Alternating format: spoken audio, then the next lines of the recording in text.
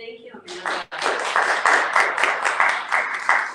Thank you so much. I'm honored to be here with all of you. I've had a chance to meet most of you in this room, and so I recognize that you're not really just here for information to learn about turnaround, and I want to speak to you more as colleagues, because that is what you are with me, and just so that I may not be as highly elevated in this field as you are right now.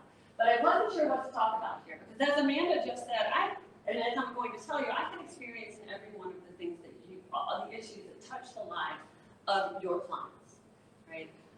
And I want to start by saying that I know words are very powerful and people bristle at certain words, but I am going to use the word victim when I talk to you. I'm going to tell you that I know that you don't want me to do that, right?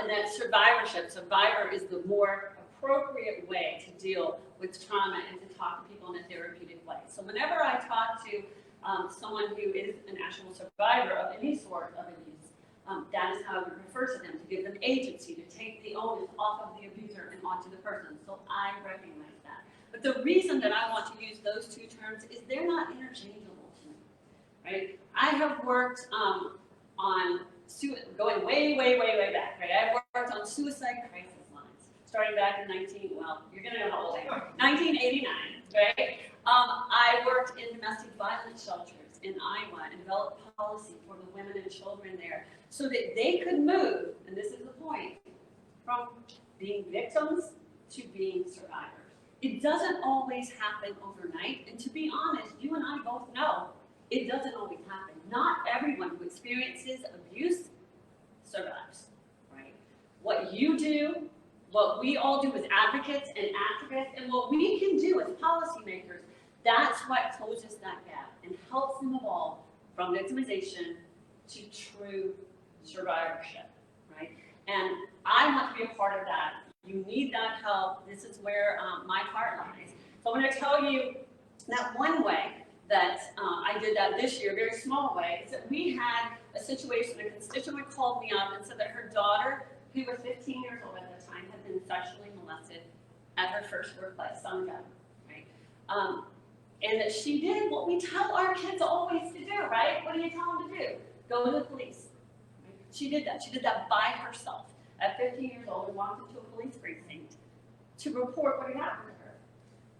To find out that she had to do that, yelling through a plexiglass barrier in a public space, describing her assault, right? So I did some research on that and found out that that is, in fact, the way that we do things, and that was, in fact, the way that we did things in Maryland, right?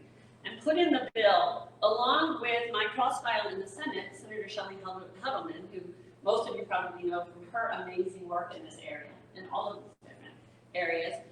It's so simple. All it said is that you have to offer somebody who's reporting something of a sensitive nature, a personal nature, a private room to do so, right? That was not a requirement until, I believe it went into effect October 1st, right? Such a simple thing that can help somebody move from feeling like they're a victim and being re-victimized, right, in that situation, to having true ownership of their survivorship, right? Going down the path of having dignity, having privacy, and not being traumatized. So that's just a simple example. I do want to talk a little bit about sexual assault, because that's something that I have done a lot of work on. Back and talk about me being old, and now you're really going to get it. Most of you are younger than I am, and you may not realize that we didn't always have cell phones, right? So both my husband and I, back in the early 90s, had these little black boxes on our bedside tables that would beep at you, always in the dead of night. Like the pagers, I think, were always, emergencies always happened in the middle of the night, right? When they beeped at us, one of us was going to the ER. He was going because he was a surgical resident, somebody was in a car accident or, a gunshot wound. And I was going to meet, and I'm going to use the term victim, the victim of sexual assault. Working through, this was in Iowa City, Iowa, has a terrific sexual assault program there, even then, but especially now. And I was going to teach him or her that they should put their clothes in a plastic bag, right? They need to put them in a paper bag. I was going to tell them that no matter how disgusting and dirty they felt, they could not take a shower, right? And I was going to explain the process of collecting evidence and hold their hands while they went through it, if that's what they wanted, right? All of those things are important services. So the next part of the bill that I just told you we passed this year is going to be to require those sort of services to every person who reports a sexual assault in the state of Maryland. So that ties it all together. But I also want to say one last thing about that work, and I would love to talk about all of these things. But and that is the hardest part of my job then was the fact that I was on call because I was a child psychologist for all the child sexual abuse cases. Because they thought I could handle it. And Mom's sitting back here, and she knows I can't handle it, right? Nobody should be able to handle it, ever, right? So I held it together most of the time until I got in my car, right? You've all probably been there, right? And sometimes I didn't, right?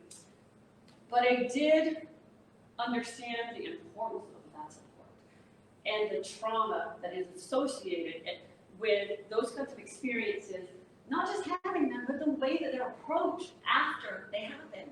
And that's why the work that you do is so, so, so important. So if there's one thing I can say to you is I know how hard it is. I'm gonna cry just talking about 25 years ago. But it's so important, so thank you for doing it.